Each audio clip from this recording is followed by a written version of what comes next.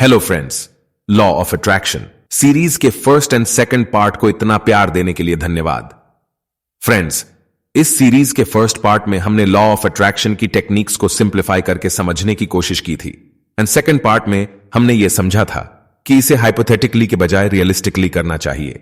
तो अब तक हमने ये तो जान लिया है कि लॉ ऑफ अट्रैक्शन का यूज करने के लिए हमें क्या करना है, पर एक्चुअल में डे टू डे लाइफ में इसे कैसे इंप्लीमेंट करना है, यह बहुत इंपॉर्टेंट है। तो आज के वीडियो में हम डायरेक्ट इसी पे फोकस करेंगे कि लॉ ऑफ अट्रैक्शन को डे टू डे लाइफ में प्रैक्टिकली कैसे इंप्लीमेंट किया जाए। चलिए वीडियो को शुरू करते हैं। First, practical approach for how positively convey our wish to the universe. हमारी इच्छा को यूनिवर्स तक पॉजिटिवली कैसे पहुंचाएं। जैसा हमने इस सीरीज के फर्स्ट पार्ट में एनर्जी के बारे में बात की थी, उस कॉन्सेप्ट का सार यही था कि every object emit energy at certain vibrations and वो एनर्जी इस यूनिवर्स में ट्रेवल करती रहती है और कभी न कभी अपने सोर्स पे लौट के अवश्य वापस आती है।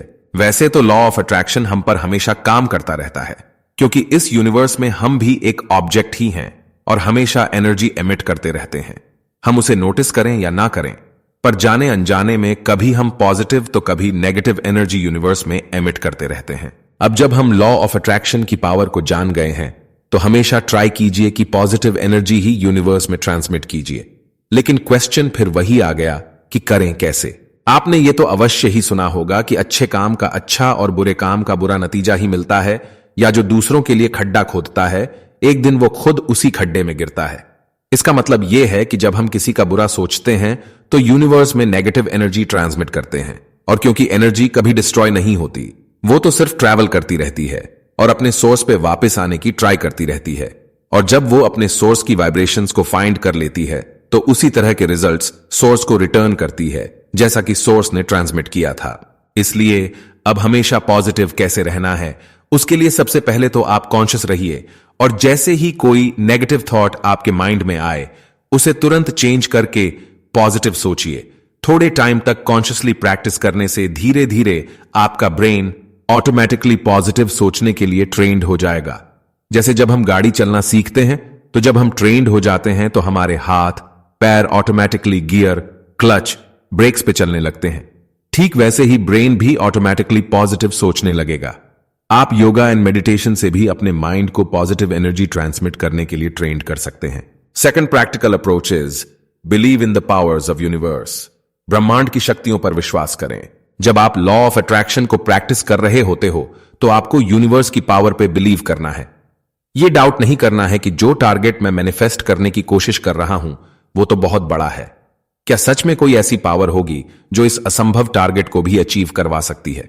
अगर आप ये डाउट करते हो तो इसका मतलब यह है कि आपके बैक ऑफ माइंड में कहीं ना कहीं नेगेटिविटी अभी भी है।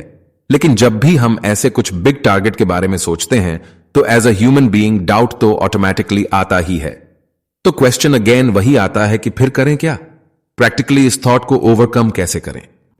तो इस थॉट को ओवरकम करने के लिए हम अपने सबकॉन्शियस माइंड का यूज करेंगे। ये तो आप जानते ही होंगे कि हमारा माइंड दो तरह से सोचता है, कॉन्शियसली एंड सबकॉन्शियसली। जैसा कि हमने पहले कहा कि जब भी हम किसी बड़े टारगेट की इच्छा करते हैं तो हमारे कॉन्शियस माइंड में यह डाउट आना स्वाभाविक है कि यह तो इतना बड़ा टारगेट है, क्या यह अचीव हो भी पाएगा या नहीं।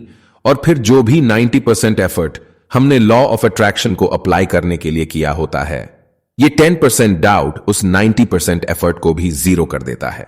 तो प्रैक्टिकली अब इस प्रॉब्लम को ओवरकम कैसे किया जाए, ये तो हम जानते ही हैं कि हमारा सबकॉन्शियस माइंड उस वक्त भी काम करता रहता है जब हम सो रहे होते हैं।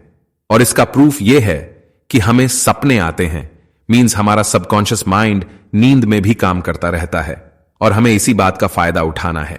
आप अपनी जिस भी डिजायर को मैनिफेस्ट करना चाहते हो, रात को जब आप सोने जाएं तो लास्ट के वो 2-3 मिनट जब आपको नींद आने ही वाली हो तो अपनी डिजायर्स को बार बार अपने माइंड में रिपीट कीजिए। उससे यह होगा कि जब आप नींद में होंगे तब भी वो इच्छा आपके सबकॉन्शियस माइंड में चलती रहेगी। उस वक्त आपका कॉन्शियस माइंड सो रहा होगा और आपकी थॉट्स पे डाउट नहीं करेगा या आपकी थॉट्स को रोकने का प्रयास नहीं करेगा। यूनिवर्स तक अपनी बात पहुंचाने की ये एक बेस्ट अप्रोच है। इसके साथ साथ मॉर्निंग टाइम में जब आपका माइंड फ्रेश हो तब भी आप लॉ ऑफ अट्रैक्शन की प्रैक्टिस कर सकते हो। और कॉन्शियसली अपने डाउट्स को दूर रख के अपने बिलीव्स को स्ट्रांग कर सकते हो। अगर आपको पावर ऑफ सबकॉन्शियस माइंड पे डिटेल्ड वीडियो चाहिए तो प्लीज कमेंट्स करके बताएं। अगर हमें 60 to 70 कमेंट्स इस पे वीडियो बनाने के लिए आते हैं तो हम इस टॉपिक पे डिटेल्ड वीडियो अवश्य लेकर के आएंगे। फ्रेंड्स, लॉ ऑफ अट्रैक्शन की इस सीरीज के नेक्स्ट पार्ट में हम कुछ और approaches like power of receiving, surrender, gratitude etcetera पे बात करेंगे। तब तक के लिए अपना ख्याल रखिए और खुश रहिए।